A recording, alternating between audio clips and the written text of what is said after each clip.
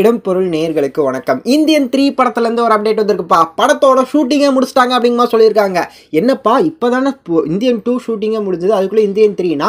S, Indian 3 எப்படி அப்படின்னா படத்தோட ஷூட் எடுத்திருந்தாங்களே இந்தியன் 2, அது எடுத்து பார்த்ததில்ல, எடிட்லாம் பண்ணி பார்த்ததில்ல, ரொம்ப நிறையா இருக்குதேப்பா, இதை வந்து 2 பார்ட்டாக கூட ரிலீஸ் பண்ண போகலாமே அப்படின்னதுக்கு எஸ் பண்ணிடலாமே. இந்தியன் 3 உங்களுக்கு எவ்வளோ கால் ஷீட் வேணும்? 40 நாளா?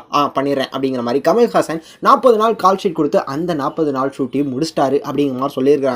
ஸோ இந்தியன் 3யும் ரிலீஸ் ஆக போகுது சீக்கிரமா அப்படிங்கிறது தெரியுது. இந்தியன் 2 எப்போ ரிலீஸ் ஆகுது அப்படின்னு தெரியல, வெயிட் பண்ணி பார்க்கலாம்ப்பா. அதுலேருந்து ஒரு 6 மாதத்தில் ரிலீஸ் பண்ணாங்க இந்தியன் 3 அப்படின்னா ரொம்பவே நல்லா இருக்கும். பொன்னியின் செல்வன் எப்படி ரிலீஸ் பண்ணாங்களோ அந்த மாதிரி இருக்கும்.